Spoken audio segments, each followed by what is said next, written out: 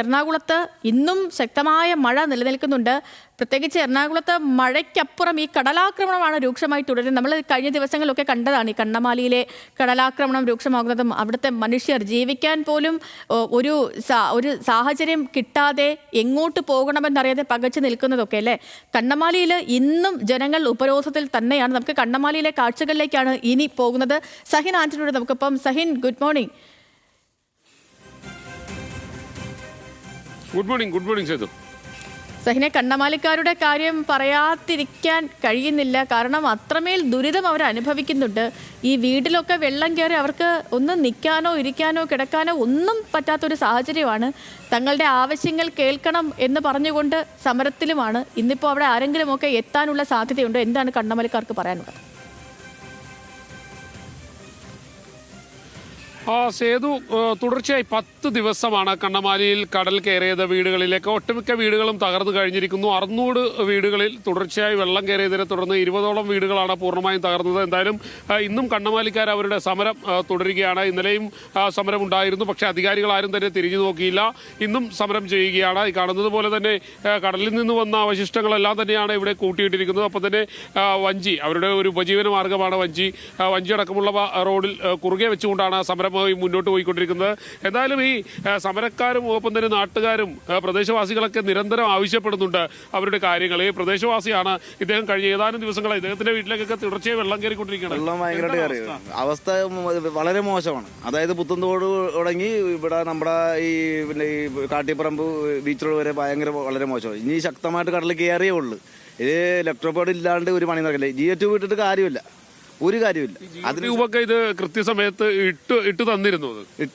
അത് ശാശ്വതമല്ല. അതെല്ലാം അടിച്ച് വെറുതെ പരത്തിക്കളഞ്ഞു, വെറുതെ ഒറ്റയടിക്ക് കളഞ്ഞു. പിന്നെ ഈ കടലിന്റെ വായിലായത് കൊണ്ട് വെച്ചേക്കണത്. ആവുന്നതും നമുക്ക് കിഴക്കോട്ട് വലിച്ചു വെക്കാൻ പറ്റുന്ന രീതിയിൽ വലിച്ചു വെക്കുക.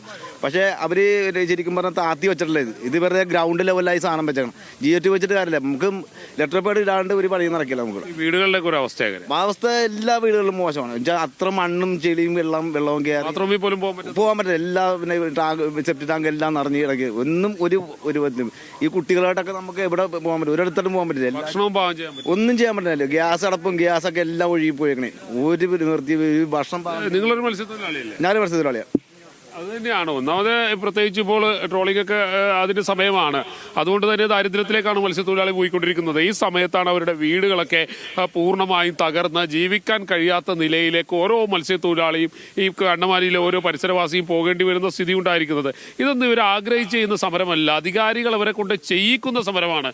കാരണം കൃത്യമായിട്ട് അറിയാം, മഴക്കാലമായി കഴിഞ്ഞാൽ കണ്ണമാലി തുടങ്ങിയ പ്രദേശങ്ങളിലൊക്കെ വെള്ളം കയറും. അങ്ങനെ വീടുകളിലേക്ക് വെള്ളം കയറുന്നു. ഇത് തടയുന്നതിന് വേണ്ട ഒരു നടപടിയും സ്വീകരിച്ചില്ല എന്നുള്ളതാണ് ഇവിടത്തുകാരെ സംബന്ധിച്ചിടത്തോളം അവർക്ക് വലിയ സങ്കടമായിട്ടുള്ളത്. കാരണം ഇവിടത്തുകാർ നിരന്തരം ആവശ്യപ്പെട്ടുകൊണ്ടിരുന്നു ഇത്തരത്തിൽ വെള്ളം കയറാനുള്ള സാധ്യതയുണ്ട്, അതുകൊണ്ട് തന്നെ അധികാരികൾ കൃത്യമായ ഒരു ഇടപെടൽ നടത്തണമെന്നുള്ളത്. ടെട്രാപോഡ് അവരുടെ ആവശ്യമായിരുന്നു. എന്നാൽ ടെട്രാപോഡ് സ്ഥാപിക്കുന്നതിന് സമയമെടുക്കുമെങ്കിൽ മനുഷ്യന്റെ ഏറ്റവും വലിയ ആഗ്രഹങ്ങളിൽ ഒന്നാണ് ഒരു സ്വന്തമായിട്ടൊരു വീട് വെക്കുക എന്നുള്ളത്.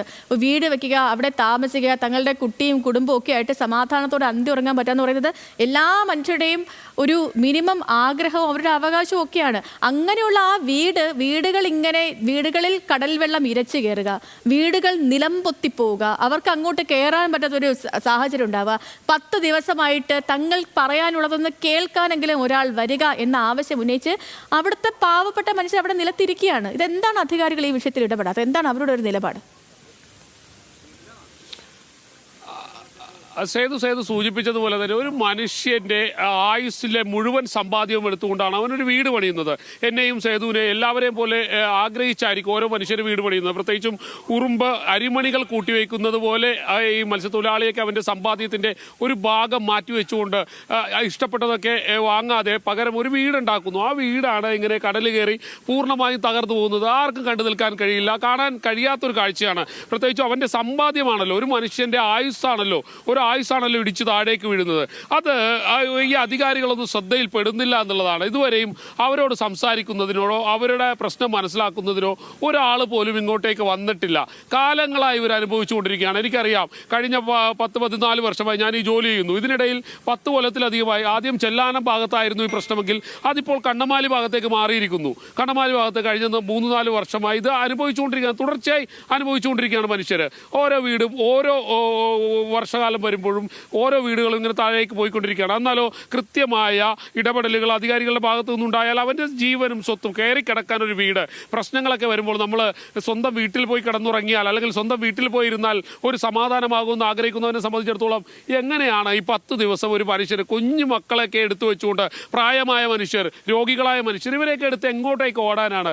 ഇതൊക്കെ അധികാരികളുടെ ശ്രദ്ധയിൽ പെടുന്നില്ല എന്ന് മാത്രമല്ല, ഈ മനുഷ്യരെ മനുഷ്യരായി പോലും കണക്കാക്കുന്നില്ല എന്നുള്ളതാണ് ഈ ഘട്ടത്തിൽ പറയാനുള്ളത്. നമുക്ക് അങ്ങനെയൊക്കെ പറഞ്ഞു പോകേണ്ടി വരികയാണല്ലേ. കാരണം ആ മനുഷ്യരെ കണ്ടിട്ട് അവരുടെയൊക്കെ അവസ്ഥയൊക്കെ കണ്ടിട്ട് വീട് പൊളിഞ്ഞു പോവുക, അവര് പുറത്തിറങ്ങിയിട്ട് പാവം കൊച്ചു പിള്ളേരൊക്കെ കൊണ്ടിരുന്നിട്ട് കരഞ്ഞ് പറയാണ്.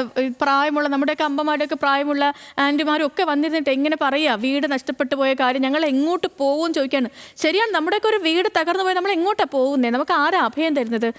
അപ്പോൾ ഇതിനൊക്കെ നമ്മുടെ അധികാരികൾക്കൊക്കെ ഒരു ഉത്തരവാദിത്തമില്ലേ, നമ്മളെയൊക്കെ സംരക്ഷിക്കാനും നമ്മുടെ കാര്യങ്ങളൊക്കെ നോക്കാനും? അതിനല്ലേ നമ്മൾ ഈ തിരഞ്ഞെടുത്തൊരു സർക്കാരിനെയൊക്കെ ഇവിടെ ഉണ്ടാക്കി വെച്ചിരിക്കുന്നതും ഈ മറ്റ് വകുപ്പുകളിൽ ഓരോ മേധാവിമാരെ ഇരുത്തിയിരിക്കുന്നതൊക്കെ അതിനൊക്കെയല്ലേ. അപ്പോൾ പാവപ്പെട്ട മനുഷ്യന്മാരുടെ ആവശ്യങ്ങളിലൊക്കെ ഇടപെടാതെ പിന്നെ എന്ത് ജോലിയാണ്, എന്ത് നിയമ നിർവഹണമാണ്, എന്തൊക്കെയാണ് ഇവിടെ ചെയ്തുകൊണ്ടിരിക്കുന്നത് എന്നുള്ള കാര്യമൊക്കെ ഒരു വലിയ ക്വസ്റ്റ്യൻ മാർക്കായിട്ട് ഇവിടെ നിൽപ്പുണ്ട്. കണ്ണമാലിക്കാരുടെ 10ാമത്തെ ദിവസവും അവരുടെ ഉപജീവനം നഷ്ടപ്പെട്ടു, വീട് നഷ്ടപ്പെട്ടു, പിള്ളേർക്ക് സ്കൂളിൽ പോകാൻ പറ്റുന്നില്ല, വീട്ടിലോട്ട് കയറാൻ വയ്യ. ആ അവസ്ഥയിൽ അനാഥരായിട്ട് 10ാം ദിവസവും അവിടെ നിലത്തിരിപ്പുണ്ട്. അധികാരികൾ ഒരു അപേക്ഷ പോലെയെങ്കിലും എടുക്കണം, അവിടെ ഒന്ന് ചെല്ലണം, അവർക്ക് പറയാനുള്ള കേൾക്കണം.